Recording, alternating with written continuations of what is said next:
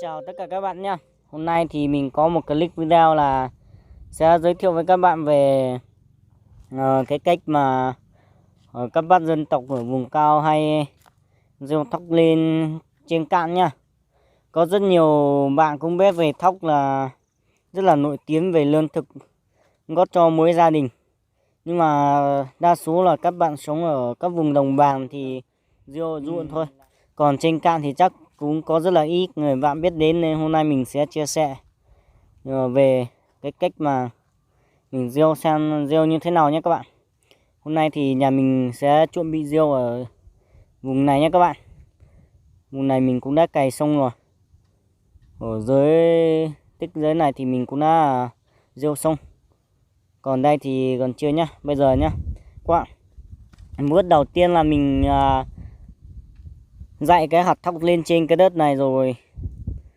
Tiếp theo thì mình sẽ dùng con trâu và cái cày gian để cày một lượt, xong là mình sẽ cuốt lấy cọ và cuốt lấy cái mảnh đất to thôi nhé các bạn. Nhưng mà bây giờ thì mẹ mình đang bắt đầu dạy hạt thóc lên nhé các bạn.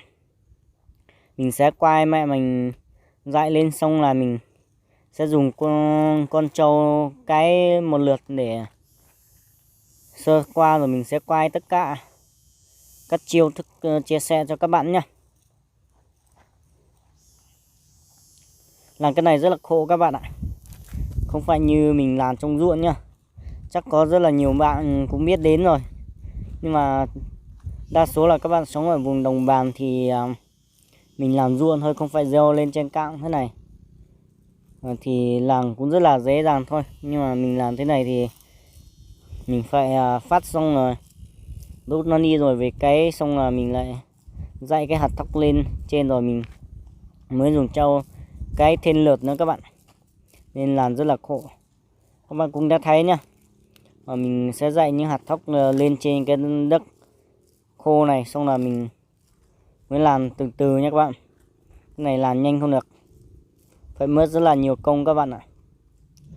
Nếu bạn nào thấy video hay thì hãy cho mình xin một like và chia sẻ video và đăng ký kênh nhé. Bạn nào chưa đăng ký kênh thì cho mình xin đăng ký kênh để ủng hộ kênh mình nha các bạn.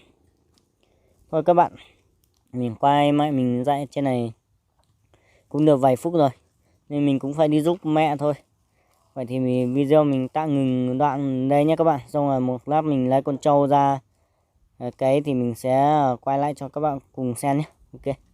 Xin chào các bạn nhé. Bây giờ thì mình đang lấy con trâu với lại cái cày gian đang cày thêm một lượt nhé các bạn. Như vừa đấy ở đầu video mình đã kể với các bạn là sẽ lấy cái cày gian và cái con trâu để cày thêm lượt nữa để cho cái hạt thóc nó vào sâu dưới đất để nó còn mọc được lên nhé các bạn. Rồi ok thì mình sẽ đi gần vào để quay cho các bạn cùng xem. Và mình sẽ quay dưới chân mình lăn đi này cho các bạn xem mình cày xong lượt hay là nó như nào nhé. Đây bây giờ là đã cày xong nhé các bạn. Chỗ này đây đã cày xong nhá. Nó như này thì hạt thóc của đây mình dạy lên nó được chôn sâu rồi, nên nó mới có độ ẩm cao thì nó mới mọc lên và nó mới lên cây lúa được các bạn ạ. Mình ở trên vùng cao thì thường mọi năm thì vẫn làm như thế này đâu các bạn. Năm nào cũng được làm nghề này các bạn ạ. Có lúc thì chán đấy, chị này đang bực đó, mình không làm nữa, mình lên đây quay video rồi không biết làm nên đang bực cho mình nhé các bạn. Còn đang đợi mình đi làm nhé. Rồi các bạn này, mình làm ở đây thì các bạn thấy rất là khổ đúng không? Có nhiều bạn các bạn ở dưới đồng bằng thì làm ruộng thì rồi hồi đến mùa một năm làm được 2 vụ thì các bạn không lo ăn lo mặc rồi. Còn mình ở trên vùng cao thì không có ruộng thì năm nào cũng phải lên đây để đầu cái đất khô này, và mỗi năm chỉ có một vụ, thế rất là khổ. Vì thế nên mình phải làm nhiều nhé các bạn. Đây chỗ mà các bạn thấy có đất khô mà mình cấy không có cọ này toàn là nhà mình làm nhá. Đây, cái cày ở trên này mình sẽ đưa các bạn đi xem cái cày nhà mình nhé.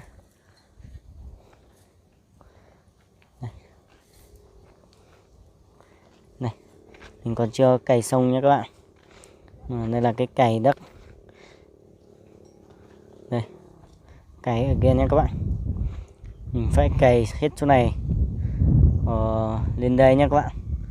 Hết chỗ này là chỗ mà không có bụi này là xong. Có một con trâu bên kia nhé các bạn, một con màu trắng nữa này. Phải hết chỗ này xong là mình mới thôi nhé các bạn. Mà trên này thì chưa cày, còn dưới này thì cày hết rồi, mình nên làm trước cho nó xong dần đi để sau này hoàn thành phát là xong rồi các bạn. Vậy thì video này cũng là quay đoạn này cũng khá là lâu rồi các bạn. Mình sẽ dừng tại đây nhé các bạn, để tí xem mình làm xong như thế nào mình sẽ quay lại cho các bạn cùng xem. Thấy video hay thì hãy cho mình xin một like và chia sẻ video và đăng ký kênh ủng hộ mình nhé các bạn. Một tí để làm xong rồi mình sẽ quay gia đình mình quất như thế nào chia sẻ cho các bạn nhé. Ok, chào các bạn. Các bạn ơi, thời gian cũng sau vài phút rồi mình cũng lấy con trâu nó cày xong nha các bạn. Trong lúc mà mình cày xong thì mình dùng cuốc để dùng tay cuốc một lượt nữa, thế là xong các bạn ạ. Chỗ này nhá, mình vừa mới quất xong. Còn bên này thì mình quất xong rồi. Nên thằng An đang dọn dẹp cây co để mang đi đỗ ở bên ngoài khe đấy các bạn. Còn chỗ này thì mình đang tranh thủ để quất xong chỗ này các bạn rồi. Vậy thì mình gieo hạt thóc lên trên cạn thì chỉ có như này thôi các bạn, rất là dễ dàng đúng không? Nhưng mà làm cũng cực kỳ là khổ. Vậy thì video của mình tạm dừng tại đây các bạn. Bây giờ thì mình nói lời chào tạm biệt tất cả các bạn, và mình sẽ gặp trong những video tiếp theo.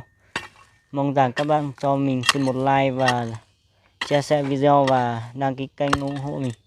Mình xin cảm ơn tất cả các bạn đã dành thời gian theo dõi kênh. Xin chào và hẹn gặp lại những video tiếp theo nhé các bạn.